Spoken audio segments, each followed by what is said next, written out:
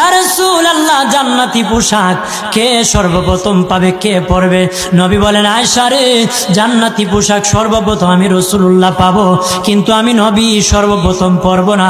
সর্বপ্রথম ইব্রাহিম খলিলুল্লাহকে জান্নাতি পোশাক পরানো হবে। কেন জানুনি?